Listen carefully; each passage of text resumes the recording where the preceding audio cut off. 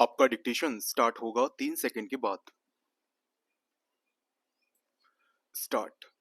स्वाधीनता प्राणी मात्र का जन्मसिद्ध अधिकार है। विराम। इस विस्तृत जगत में किसी भी जीव को बांधा हुआ जीवन पसंद नहीं आता। विराम। स्वाधीनता अमूल्य निधि है, जिसके अभाव में यह जीवन शव के समान जड़ हो जाता है। विराम।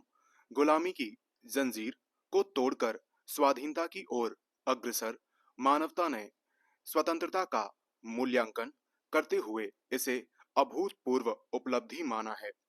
प्राचीन एवं मध्यकाल में स्त्रियों का पूरा जीवन पराधीनता से इस प्रकार जकड़ा हुआ था कि वे अपने किसी भी कार्य या व्यवहार के लिए स्वतंत्र नहीं थीं। विराम।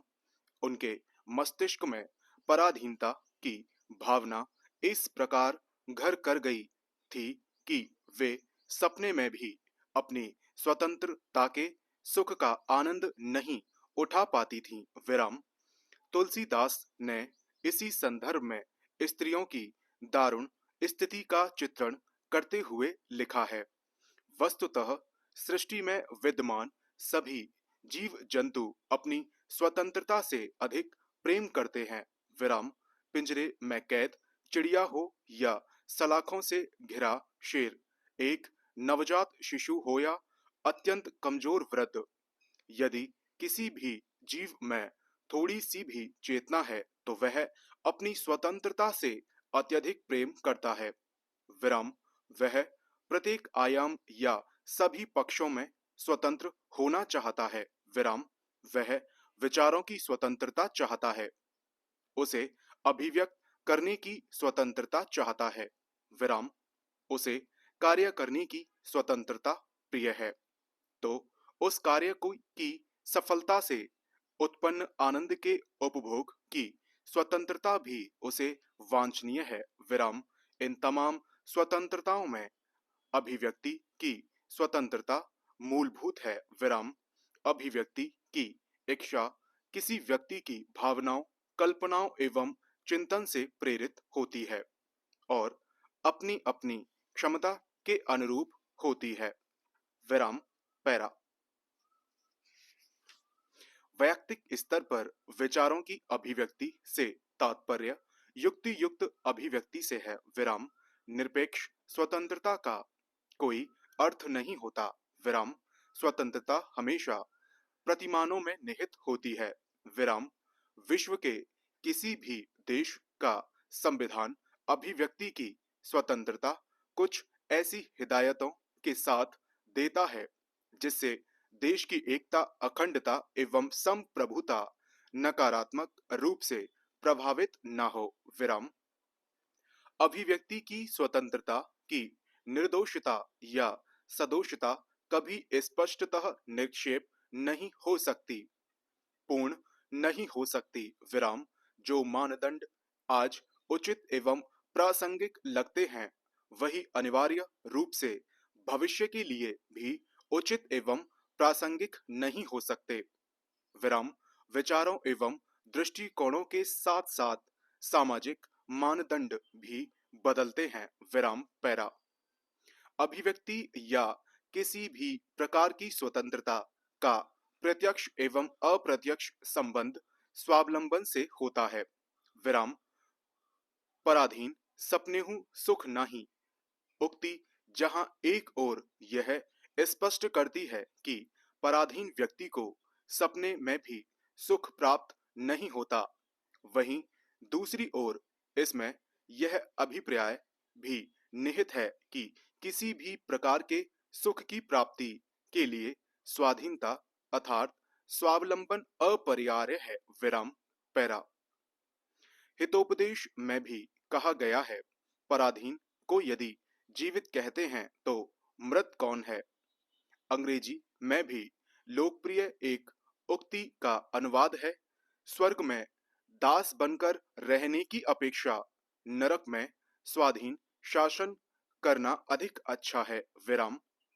वास्तव में पराधीनता केवल राजनीतिक नहीं बल्कि मानसिक, बौद्धिक एवं आर्थिक भी होती है। विराम। जब कोई व्यक्ति दूसरों के विचारों से प्रभावित होने या दूसरों के विचारों का अनुसरण करने के लिए बाध्य हो जाए तो यह भी पराधीनता का ही सूचक है। विराम। स्वाधीनता से सच्चे आनंद की प्राप्ति होती है, जबकि पराधीनता मनुष्य के स्वाभिमान को नष्ट कर देती है। विराम। पराधीनता से बचने का एकमात्र मार्ग आत्मनिर्भरता एवं आत्मविश्वास है, जिसे संघर्ष द्वारा ही प्राप्त किया जा सकता है। विराम। पैरा। एक स्वाधीन व्यक्ति की सोच रचनात्मक हो सकती है। विराम। जो पराधीन है, जिसकी आत्मा दुखी एवं दबी हुई होती है, वह व्यक्ति अपनी पूर्ण सृजनात्मक क्षमता का उपयोग भला कैसे कर सकता है। विराम।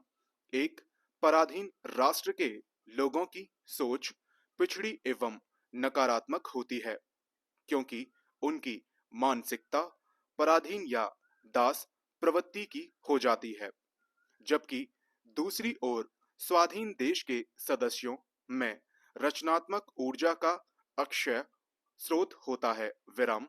पैरा।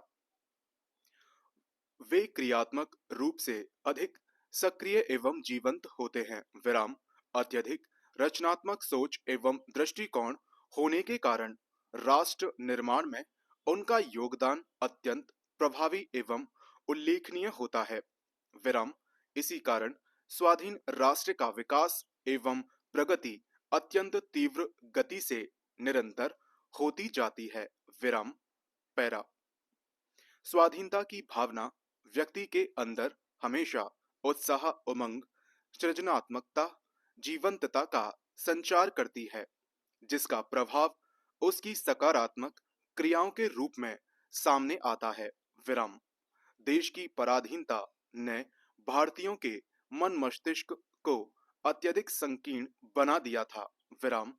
हम अपनी प्रगति के बारे में कुछ सोचने हेतु सक्षम ही नहीं रह गए थे, लेकिन स्वाधीनता संग्राम की प्रक्रिया तेज होने के साथ साथ नेतृत्व वर्ग ने सामान्य भारतीय जनता को धीरे धीरे जागरूक करना प्रारंभ किया और उसे स्वाधीन चेतना से अवगत कराया। विराम। इसके परिणाम स्वरूप हमने स्वयं को स्वाधीन करने के लिए कमर कस ली और अंततः हमने अपनी दृढ़ इच्छा शक्ति के बल पर स्वतंत्रता प्राप्त की। विराम। पैरा। स्वतंत्रता प्राप्ति के बाद स्वाधीनता के स्वाद से अवगत होने पर हमने स्वयं को अधिक से अधिक रचनात्मक रूप से सक्रिय बनाया। विराम। लोगों ने अपनी सृजनशीलता का उपयोग करना प्रारंभ किया, जिसके परिणाम स्वरूप भारत आज विकास एवं प्रगति के पथ पर तेजी से अग्रसर है। विराम। पैरा। एक नवजात शिशु भी अपने ऊपर किसी का नियंत्रण को प्रसन्नता से स्वीकार नहीं करता। विराम। वह लंबे समय तक मां की गोद में पड़े पड़े स्वयं को पराधीनता से जकड़ा हुआ महसूस करता है और गोद से स्वतंत्र होकर बिस्तर पर आते ही खुशी से हाथ पैर फेंकने लगता है। विराम। बच्चा जैसे जैसे बड़ा होता जाता है, वैसे वैसे अपनी आवश्यकताओं की पूर्ति के लिए दूसरों पर निर्भरता कम करता जाता है और उसकी स्वतंत्रता की इच्छा बढ़ती जाती है। विराम। पूरी तरह स्वतंत्र होकर आत्मनिर्भर बनकर उसकी स्वाधीन चेतना पूरी तरह आकार ग्रहण कर लेती है और उसकी रचनात्मक या सृजनात्मक क्षमता का लाभ पूरे समाज को मिलने लगता है। विराम। स्वाधीनता किसी व्यक्ति के व्यक्तित्व के पूर्ण विकास के लिए जितनी आवश्यक है, उतनी ही समाज एवं राष्ट्र के लिए भी, क्योंकि स्वाधीन व्यक्ति ही अपनी सृजनात्मकता का पूर्ण उपयोग कर सकता है। विराम। पराधीनता व्यक्तित्व को पूरी तरह नष्ट कर देती है। विराम। पराधीन व्यक्ति न तो अपनी रचनात्मक सोच या दृष्टिकोण ही विकसित कर पाता है और न ही उसके क्रियाशील व्यवहार में रचनात्मकता आ पाती है। संपूर्ण विराम।